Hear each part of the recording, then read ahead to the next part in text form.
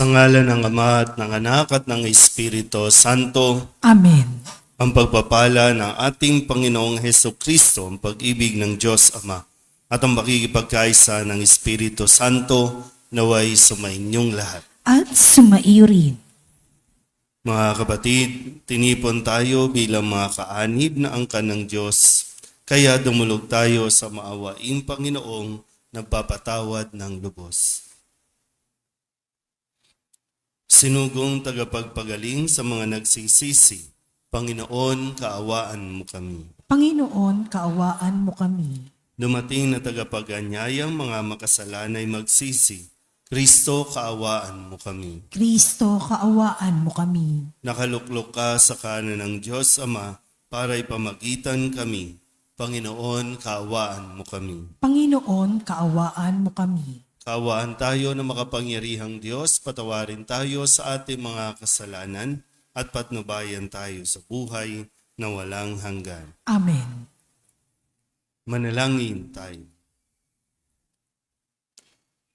Ama naming makapangyarihan, ang aming kalooban ay lagi mong hubugin sa pagganap ng mga mabubuting gawain upang sa aming pagpupunyaging kamti ng iyong bigay, mapagsikapan naming sapitin ang pagkabuhay kailanman sa pamamagitan ni Jesucristo kasama ng Espiritu Santo magpasawalang hanggan.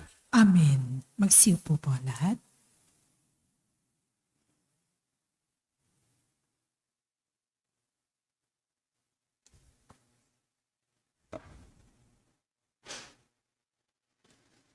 Pagbasa mula sa mga gawa ng mga apostol. Matapos tumigil sa Antioquia ng kaunting panahon, si Pablo'y muling naglakbay. Ginigay niya ang mga bayan sa lupain ng Galacia at Phrygia at pinatatag sa pananampalataya ang mga alagad. Dumating sa Efeso ang isang Hudyong nagngangalang Apolos na ipinanganak sa Alejandria. Mahusay siyang magtalumpati at maraming alam sa banal na kasulatan. Naturuan siya tungkol sa daan ng Panginoon at masigasig na nangangaral at nagturo ng wasto tungkol kay Jesus. Ngunit ang binyag na nalalaman niya ay ang binyag ni Juan. Siya'y walang takot na nagsalita sa sinagoga ng mga Hudyo. Narinig ng mag-asawang Aquila at Priscilla ang pagpapaliwanag ni Apolos, kaya't isinama nila ito sa bahay nila at dooy ipaniliwanag na mabuti ang mga bagay na hindi niya pa alam tungkol sa daan ng Diyos. At nang ipasya niyang tumawid sa Akaya, pinalakas ng mga kapatid ang kanyang loob. Sumulat sila sa mga kapatid doon na malugod nilang tanggapin si Apolos. Pagdating doon, malaki ang naitulong niya sa mga nananampalataya sa pamamagitan ng kagandahang loob ng Diyos. Sapagkat walang magawa sa kanya ang mga Hudyo sa hayagang pagtatalo at muli sa mga kasulatan ay pinatunayan niyang si Jesus ang Kristo, ang salita ng Diyos. Salamat sa Diyos. San mantugunan ang ating pong itutugon? Hari na sangkalupaan, Diyos na makapangyarihan. Ulitin po natin. Hari na sangkalupaan, Diyos na makapangyarihan. Magdiwang ang lahat ng mga nilikha, pumalakpak kayong may awit at tuwa. Bilang pagpupuri sa Diyos na dakila, ang Diyos na poon kataas-taasan ay dakilang haring dapat katakutan. Siya'y naghahari sa sangkatauhan, tugon. Hari na sangkalupaan, Diyos na makapangyarihan. Ang Diyos, siyang hari ng lahat ng bansa. Awit at purihin ng mga nilikha. Maghahari siya sa lahat ng bansa, magmula sa tronong banal at dakila, tugon.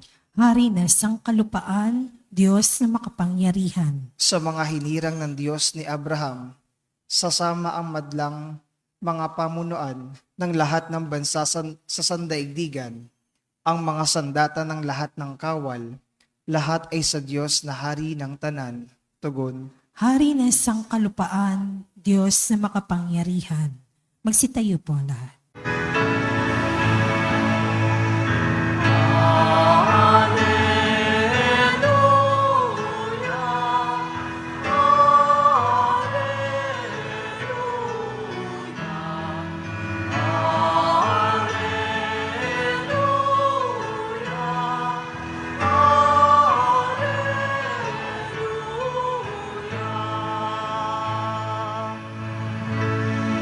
daigdig ay laganap, liwanag na sumisikat, salitang buhay ng lahat. Alleluia, Alleluia,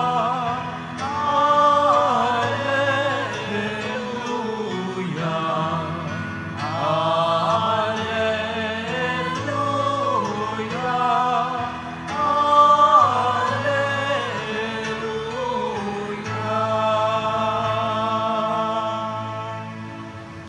Sumainyo ang Panginoon. At sumairin. Ang mabuting balita ng Panginoon ayon kay San Juan. Papuri sa iyo, Panginoon. Noong panahong iyon, sinabi ni Jesus sa kanyang mga alagad, "Tandaan ninyo, anumang hingin ninyo sa Ama sa aking pangalan, ay ibibigay niya sa inyo. Hanggang ngayon, wala pa kayong hinihingi sa Kanya sa pangalan ko. Humingi kayo at kayo'y tatanggap, upang malubos ang inyong kagalakan. Ang mga ito'y sinabi ko sa inyo ng patalinghaga, subalit darating ang panahon na hindi na ako magsasalita sa inyo ng gayon. Tuwiran ko nang sasabihin sa inyo ang tungkol sa Ama. Sa araw na iyaoy, hihingi kayo sa Kanya sa aking pangalan, at hindi ko sinasabi sa inyo na dadalangin ako sa Ama para sa inyo, sapagkat iniibig nga kayo ng Ama. Iniibig niya kayo sapagkat ako'y iniibig ninyo, at naniniwala kayong nagmula ako sa Diyos. Ako'y mula sa Ama at naparito sa sanlibutan. Ngayoy aalis ako sa sanlibutan at babalik sa Ama." Ang mabuting balita ng Panginoon. Pinupuri ka namin, Panginoong Heso Kristo. Isang magandang umaga po sa inyong lahat. Ngayon po ay Sabado ng ika-6 na linggo ng Pasko ng Pagkabuhay, at mamayang gabi ay atin nang ipagdiriwang ang kanyang pag-akyat sa langit.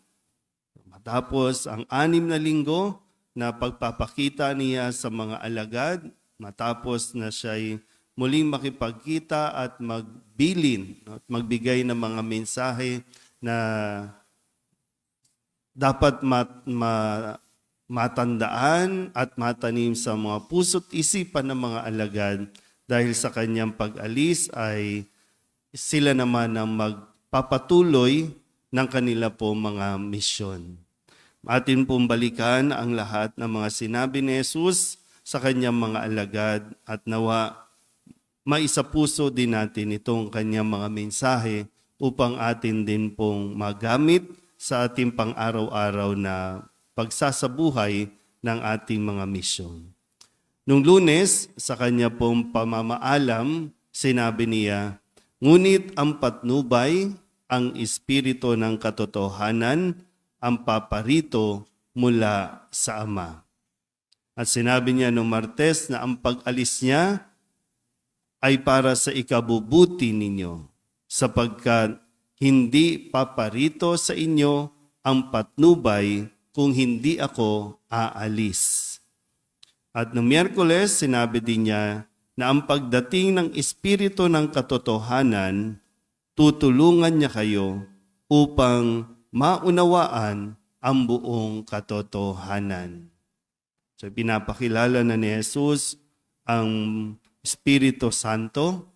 Ipinapakilala ni Jesus kung sino ang gagabay sa kanila at ang uunawa sa kanila o magbibigay ng pangunawa sa kanila. Kaya sinabi ni Kristo noong Huwebes, "Kaunting panahon na lamang at hindi na ninyo ako makikita. At pagkaraan ng kaunting panahon pa, ako'y inyong makikita uli."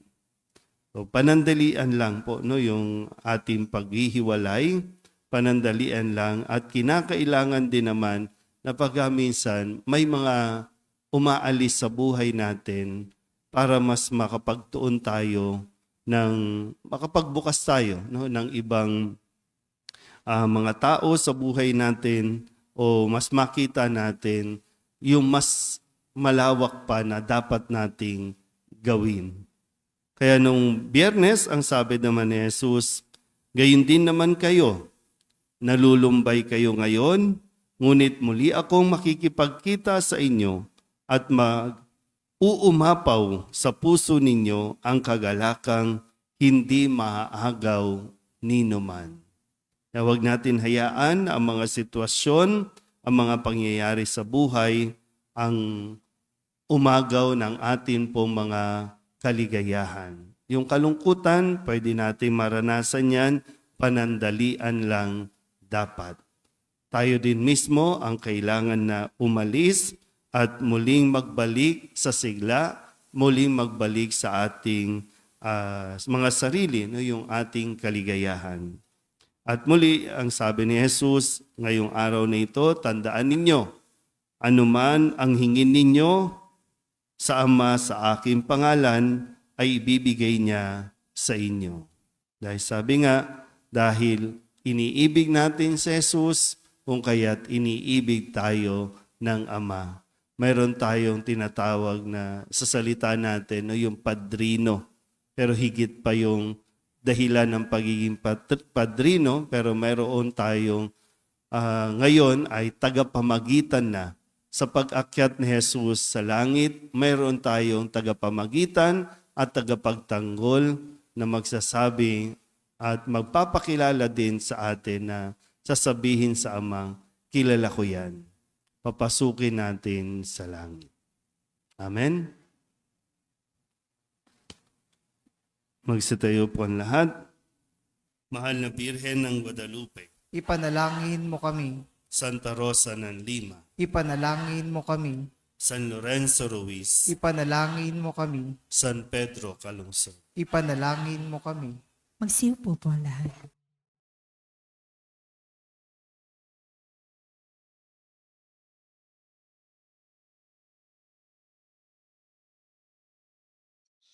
Ang himig mo, ang awit ko, lahat ng ito'y nagmula sa iyo.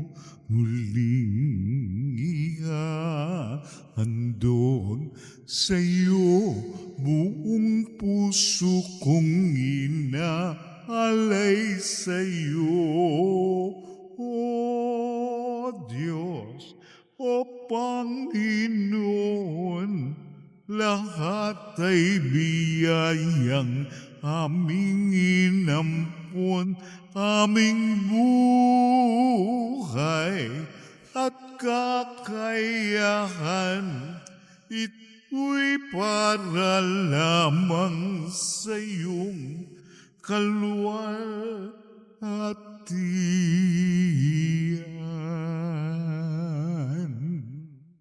Manalangin kayo mga kapatid upang paghahain natin ay kalugdaan ng Diyos sa mga makapangyarihan. Tanggapin nawa ng Panginoon itong paghahain sa iyong mga kamay, sa kapurihan niya at karangalan, sa ating kapakinabangan at sa buong sambayanan niyang banal.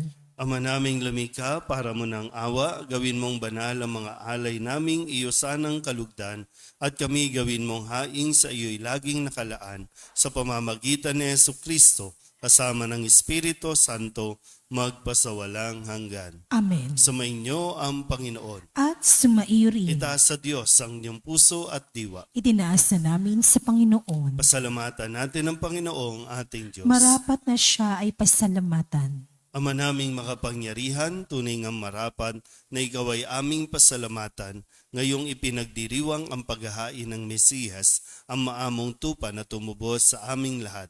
Ang katawan ng anak mong sa krus sa bayubay ay handog ng pag-ibig na walang kapantay.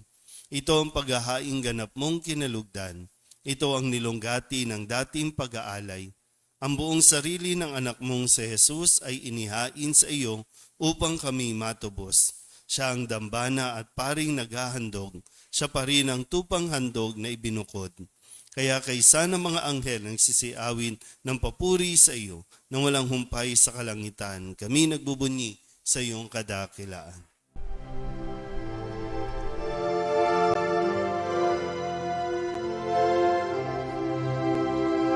Santo, Santo, Santo, Panginoong Diyos makapangyarihan, napupuno ang langit at lupa ng kalwalhatian mo. Hosana sa kaitaasan, pinagpalang na paririto sa ngalan ng Panginoon. Hosana sa kaitaasan.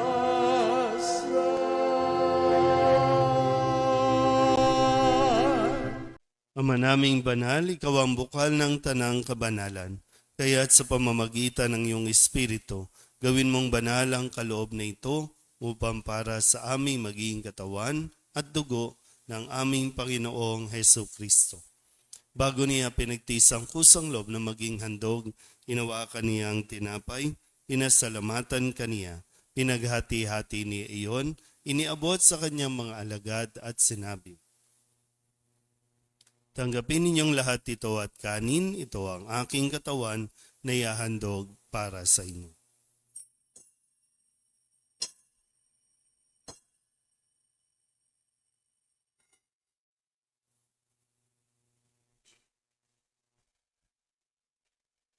Ngayon din naman nang matapos ang hapunan, hinawakan niya ang kalis, muli kaniyang pinasalamatan. Iniabot niya ang kalis sa kanyang mga alagad at sinabi, "Tanggapin ninyong lahat ito at inumin. Ito ang kalis ng aking dugo, ng bago at walang hanggan tipan. Ang aking dugo na ibubuhos para sa inyo at para sa lahat sa ikapagpapatawad ng mga kasalanan. Gawin ninyo ito sa pag-alaala sa akin."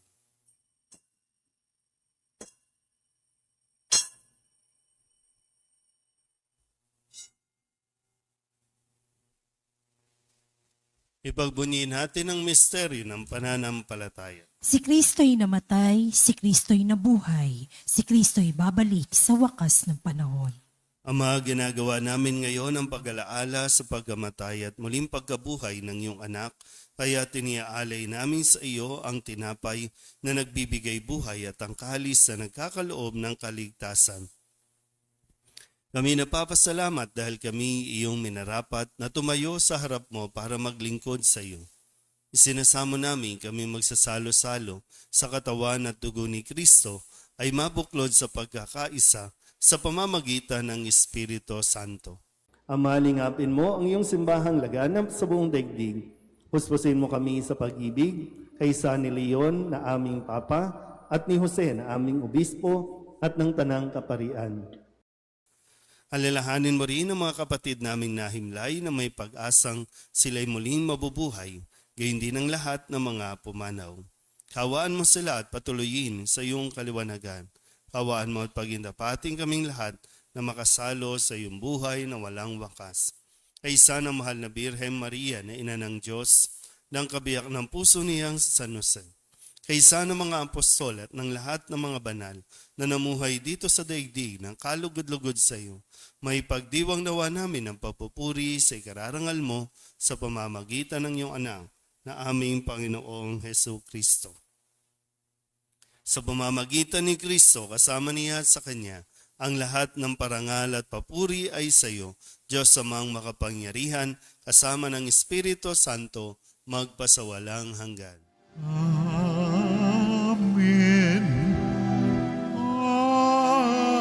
Amen. Amen. Amen.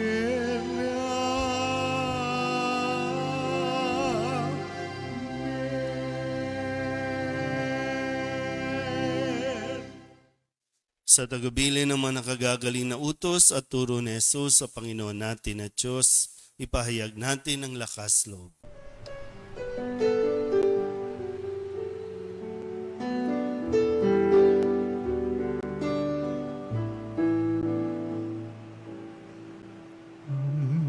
Namin sumasalangit ka, sambahin ang ngalan mo,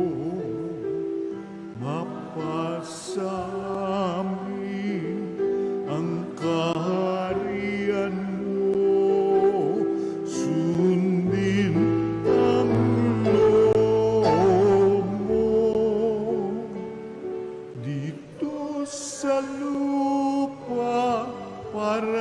ng sa langit, bigyan mo po kami ngayon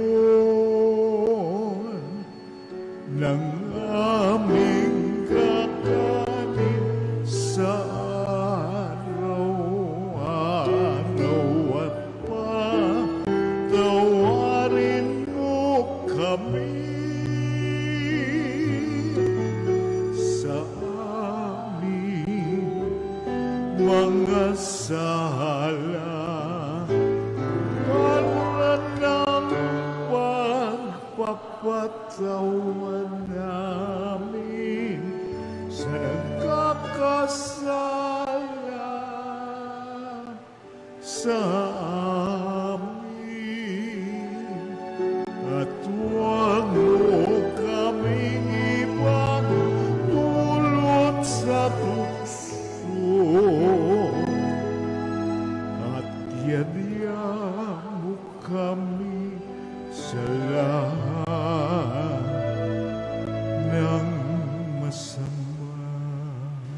Hiling namin kami iadya sa lahat ng masama, pagkalooban ng kapayapaan araw-araw, iligtas sa kasalanan at ilayo sa lahat ng kapahamakan, samantalang aming pinananabikan ang dakilang araw ng pagpapahayag ng tagapagligtas naming sa Hesu Kristo. Sapagkat iyo ang kaharian at ang kapangyarihan at ang kapurihan magpakailanman. Amen. Panginoong Hesu Kristo, sinabi mo sa iyong mga apostol, kapayapaan ang iniiwan ko sa inyo, ang aking kapayapaan ang binibigay ko sa inyo. Tunghayin mo ang aming pananampalataya at huwag ang aming mga pagkakasala. Pagkalooban mo kami ng kapayapaan at pagkakaisa ayon sa iyong kalooban, kasama ng Espiritu Santo, magpasawalang hanggan. Amen. Ang kapayapaan ng Panginoon ay laging sumainyo. At sumaiyo rin. Magbigayin po tayo ng kapayapaan sa isa't isa.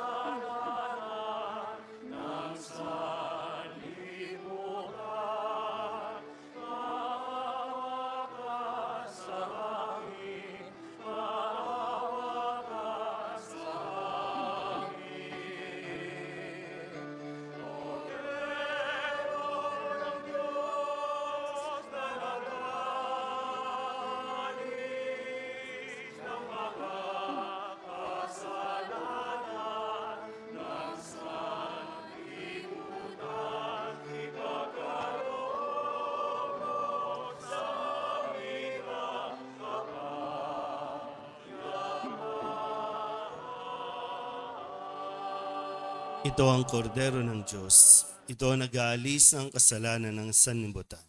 Mapalad ang mga inaanyayahan sa kanyang piging. Panginoon, hindi ako karapat-dapat na magpatuloy sa iyo, ngunit sa isang salita mo lamang ay gagaling na ako. Katawan ni Kristo, Amen.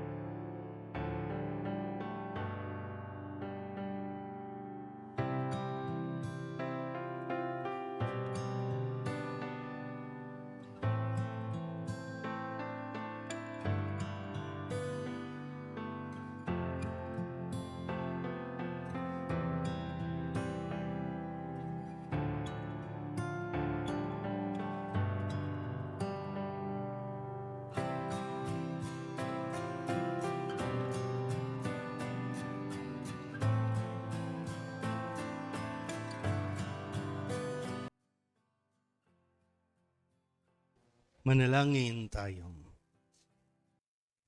Ama naming mapagmahal, sa pinagsaluhan naming banal na pakikinabang, ang amin nawang pag-ibig ay lalong madagdagan ng ginawa namin sa pag-alala sa anak mong mahal na nag-utos ipagdiwang ang huling hapunan sa pamamagitan niya kasama ng Espiritu Santo magpasawalang hanggan. Amen. Sumainyo ang Panginoon. At sumaiyo rin. At pagpalain kayo ng makapangyarihang Diyos, Ama at Anak at Espiritu Santo. Amen. Tapos ang banal na misa, humayo tayo sa kapayapaan ni Kristo. Salamat sa Diyos.